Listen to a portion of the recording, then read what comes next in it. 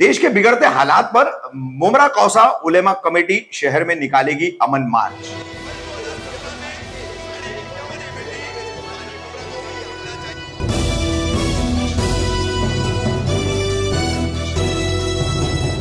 रवि कामदार हिंदुस्तानी reporter में आपका स्वागत है। मणिपुर में 3 महीने से लगातार जारी हिंसा, मुंबई जयपुर ट्रेन में किया गया आतंकी हमला, हरियाणा की हिंसा, गुरुग्राम की हिंसा, देश के इन बिगड़ते हालात पर मुमरा कौसा उलेमाओं की एक कमेटी द्वारा आगामी 18 अगस्त को शहर में शिमला पार्क से लेकर मेक कंपनी तक एक अमन मार्च निकाला जाने वाला है। तो ये अमन मार्च किस तरह से रहेगा, कैसे इसका आयोजन होगा, इस संबंध में एक कमेटी द्वारा प्रेस कॉन्फ्रेंस ली गई और जिसे संबोधित किया कारी बासित ने। क्या उन्होंने जानकारी दी इस अमन मार्च को लेकर, सुनिए।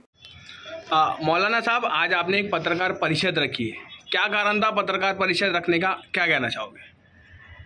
ये प्रेस कॉन्फ्रेंस जो रखी गई है मुमरा में 18 अगस्त जुमा के दिन, जुमा की नमाज के बाद शिमला पार्क से मैक कंपनी तक के एक अमन मार्च निकाली जा रही है उलमा कमेटी की जानिब से, जिसमें तमाम मज़ाहिब के लोग, तमाम मसालिक के उलमा और पूरी आवाम की शिरकत हो रही है। उसके लिए हमने प्रेस कॉन्फ्रेंस बुलाई है।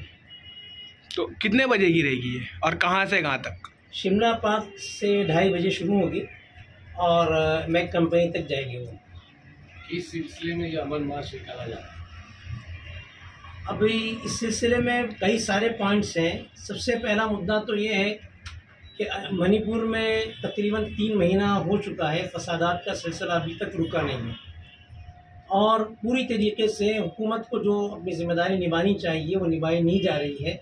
वहाँ की आम जिंदगी मुंतशिर हो चुकी है, लोगों का खाना पीना, सोना, पहनना, हर चीज़ मुश्किल हो चुका है। इसलिए अमन बहुत ज़रूरी है पूरे मुल्क में, हर किसी खित्ते में। तो हिंदुस्तान एक जिस्म की तरह है, मणिपुर भी उसका एक हिस्सा है, इसलिए हम चाहते हैं कि वहाँ फौरी अमन लाया जाए। एक मुद्दा ये है। दूसरा ये है कि जयपुर एक्सप्रेस के अंदर जो हादसा हुआ है और जिसकी वजह से ट्रेन में चलने वालों को अब सिक्योरिटी वालों से खौफ महसूस होने लगा है, तो इसके लिए कोई सिस्टम लाया जाए और जो इस वाक़े के ज़िम्मेदार हैं उनको सख्त से सख्त सज़ा दी जाए, उनको बचाने की कोशिश न की जाए। इसी तरीके से गुड़गांव के अंदर एक मस्जिद को आग लगा दी गई और इमाम साहब को और उनके साथ में रहने वाले कुछ लोगों को शहीद कर दिया गया।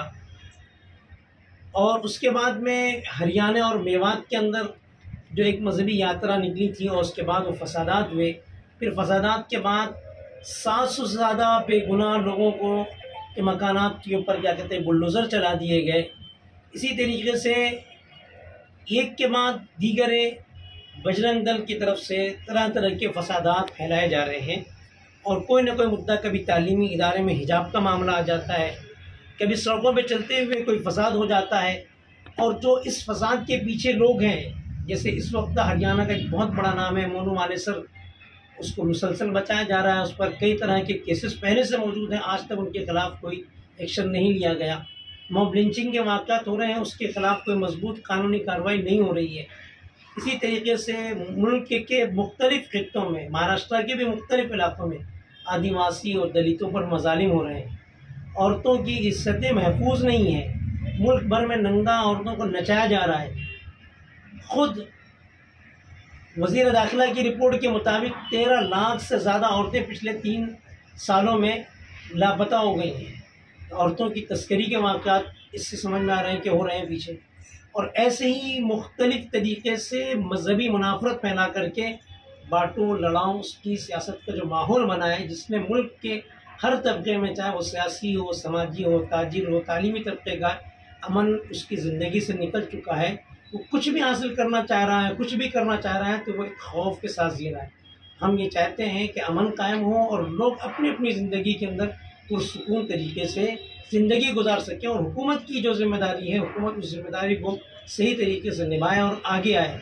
वरना इस जुल्म के खिलाफ पूरी कुव्वत के साथ हम यहाँ तमाम मज़ाहिब के लोगों को, जिसमें सिख हैं, ईसाई, क्रिश्चियन हैं, हिंदू धर्म के लोग हैं और दूसरे तमाम समाज के लोगों को बातचीत चल रही है, उनको जोड़ करके बड़े पैमाने पर ये मैसेज देना चाह रहे हैं कि हिंदुस्तान कल भी एक था, आज भी एक है और जुल्म को यहाँ बर्दाश्त नहीं किया जाएगा। अमन हर एक की ज़रूरत है, उसको लाने की हर मुमकिन कोशिश की जाएगी। मौलाना साहब, जैसे आप बता रहे हो कि देश के हालातों को लेकर आप आवाज़ उठा रहे हो, ऐसे ही मुमरा के काफ़ी सारे मुद्दे हैं, उसके खिलाफ भी क्या आवाज़ उठाओगे आप लोग?